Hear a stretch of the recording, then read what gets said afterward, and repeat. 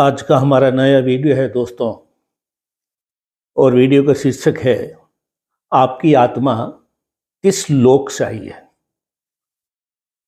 स्वर्गलोक, पृथ्वीलोक, पितरलोक, पाताल लोक, इस तरह से 4 लोक होते हैं, उसके बारे में बातचीत करेंगे।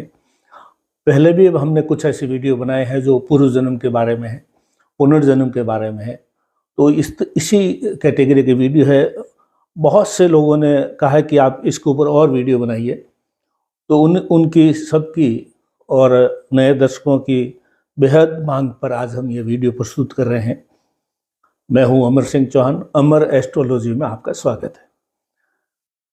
आपकी आत्मा किस लोक से आई है, ये एक हमेशा जिज्ञासा का विषय रहा है और चर्चा का विषय रहा है। अनेक सूत्र हैं ऐसे, पहले भी हमने कुछ वीडियो बनाए हैं इसमें। आज और ये एक नए सूत्र के साथ में ये वीडियो बना रहे हैं कि आपकी आत्मा किस लोक से आई है। ये वीडियो है शनि और सूर्य से। जहाँ शनि बैठा है वहाँ से सूर्य कौन से भाव में है, उसके ऊपर आधारित है। यहाँ पे ये देखना है जहाँ शनि बैठा है उस घर को भी गिनना है। ये अक्सर भूल कर जाते हैं लोग। जहाँ शनि बैठा है उसको उस घर को गिनते हुए आगे बढ़ना है आपको। शनि से आगे से नहीं गिनना है, शनि खुद को गिनना है, फिर आगे बढ़ना है। तो सबसे पहले हम लेते हैं दोस्तों, शनि से सूर्य यदि दूसरे भाव में हो, यानी शनि और अगला सूर्य, तो शनि एक, सूर्य दूसरा, शनि से सूर्य दूसरे घर में हो या शनि से सूर्य 12वें भाव में हो, यानी सरल भाषा में अगर ये कहें कि शनि से अगले घर में सूर्य हो और या पिछले घर में सूर्य हो, तो ये सूत्र लागू होगा। ये जिनके है शनि से अगले घर में सूर्य है या शनि से पिछले घर में सूर्य है, तो आपकी आत्मा जो है स्वर्ग लोक से आई है, यानी स्वर्ग लोक से आई है। आपने निश्चित तौर से पिछले जन्म में कुछ ऐसे पुण्य काम किए होंगे कि आप स्वर्ग में थे और वहाँ से वापस आप यहाँ पे आए हैं, तो स्वर्ग लोक से आप आए हैं।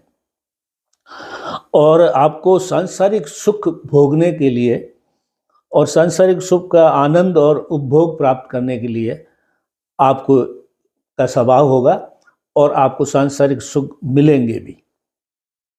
तो ये पहला सूत्र हो गया कि शनि से सेकंड हाउस में या शनि से 12th हाउस में अगर सूर्य है तो स्वर्ग लोक से आप आए हैं और इस जन्म में आप जो है सांसारिक सुख आनंद से भोगेंगे और प्राप्त भी होंगे। दूसरा सूत्र है शनि से सूर्य अगर तीसरे भाव में है या 11वें भाव में है। शनि से तीसरे भाव में, यानी शनि एक भाव हो गया, दूसरा और तीसरा, और फिर या 11वें भाव में अगर सूर्य हो शनि से, तो आप पितृलोक से आए हैं। पितृलोक कौन सा हुआ, यानी पहली चीज ये हुई आप अपने ही घर में वापस आए हैं। पितृलोक का मतलब आप इसी घर, जिस घर में अब जन्म लिया है आपने, उस जन्म के ही आप कोई पितर हैं, पिता दादा ऐसा कुछ है, और आप घूम फिर के वापस अपने ही घर में आए हैं क्योंकि आप पितृलोक में थे, यानी इसी घर के लोगों का जो एक पितृलोक होता है उसमें थे, वहीं से वापस आप यहाँ आए हैं। और आप जो है सदाचार का पालन करते हुए जीवन और परिवार का नाम रोशन करने के लिए आए हैं। पिछले जन्म में आप कुछ चीज़ें ऐसी नहीं कर पाए जो करने लायक थी। परिवार का नाम को ऊपर उठाना, परिवार को ऊंचाई देना, वो कुछ कमी रही थी, उसको आप पूरी करने के लिए वापस आप अपने ही जन्म घर में आए हैं, अपने ही परिवार में आए हैं, यानी आप इन्हीं के पितर थे। तीसरा सूत्र है इसमें, शनि से सूर्य 5वें घर में हो या 9वें घर में हो, 5th हाउस या 9th हाउस में अगर सूर्य है शनि से, तो आप जो है पृथ्वीलोक से आए हैं, यानी इसी पृथ्वी पर से कहीं पे और आप दूसरे कहीं देश या विदेश में थे, वहाँ से आप जो है वापस जन्म लेकर के आप इसी लोक में वापस आए हैं। और आप जो है जैसा पूर्व जन्म में पृथ्वीलोक में थे आप, तो वहाँ पे जो भी पाप और पुण्य करके आए हैं उनको जो है, अगर पाप किए हैं तो सुधार कर सकते हैं और पुण्य किए हैं तो उनका आप लाभ प्राप्त कर सकते हैं, यानी आपको बचे हुए जो कर्म है उसका संचित कर्म है, संचित पाप है या पुण्य है, उनको आप पूरा जो है उसको पापों को खत्म करके आप अच्छा कार्य कर सकते हैं, पुण्य का लाभ उठा सकते हैं, अगर शनि से 5वें घर में या 9वें घर में आपका सूर्य है तो।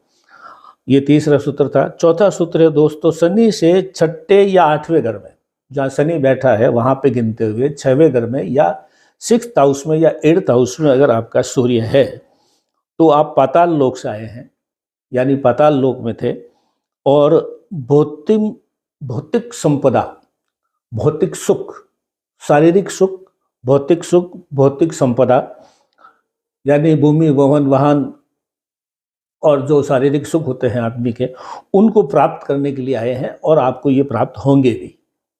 यानी शनि से 6ठे या 8वें घर में सूर्य है तो आप पाताल लोक से आए हैं और आपको ये सुख मिलेंगे।